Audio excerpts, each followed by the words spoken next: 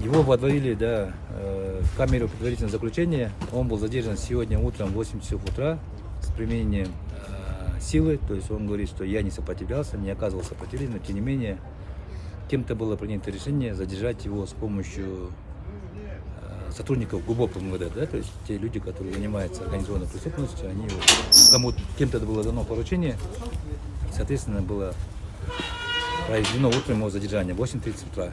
С того момента он был доставлен в Первомайский РУВД города Бишкек, содержится в камере предварительного заключения. Условия, которые содержатся Тотакунов Нурбек, скажем так, они не соответствуют требованиям каким-то, да, то есть если есть судебное решение арестовать его на 5 суток, то есть, соответственно, должны быть какие-то условия, то есть там только сидячие места, там нет условий для того, чтобы человек спал, там нет электричества, нет элементарных условий, да, чтобы человек как бы, да, спалял какие-то, естественно, надобности. Это все делается, сотрудники, конечно, идут на встречу, там выводят его в соседние комнаты для того, чтобы туалет и так далее, да, вода, но как бы это же государство должно обеспечить, то есть приемник распределитель, который находится, по-моему, в Нижней Аларче, который для этого и предназначен, он, со слов сотрудников милиции, до сих пор ремонтируется и не готов к приему задержанных. Казапаки, вы же обжаловали решение. Это абсолютно верно, да, то есть Токунов тоже об этом вопрос поднимает, то есть есть норма о том, что в случае обжалования судебного решения, то есть это исполнение этого решения приостанавливается. Но сейчас получается последние законы, которые были приняты, то есть там есть противоречие.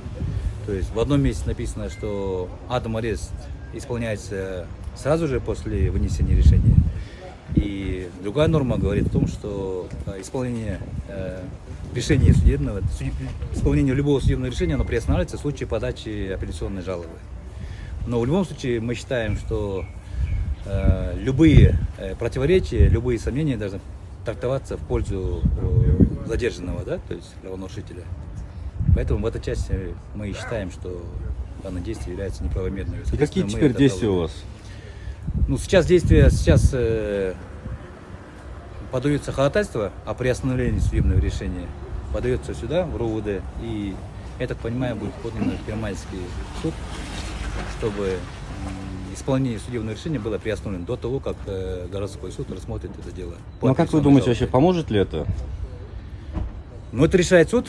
Я не могу сейчас предвосхищать, какое решение будет принято. Но может быть решение любое принято. То есть может быть так, что городской суд отменит это решение и присудит штраф, получается, да. К тому времени, получается, Тотакунов Нурбек отсидит и 3 или 4 дня здесь, да, и еще и получит штраф, то есть получит двойное наказание. Это нонсенс. Поэтому законодатель и вывел норму, что подача апелляционной жалобы, она приостанавливает исполнение судебного решения.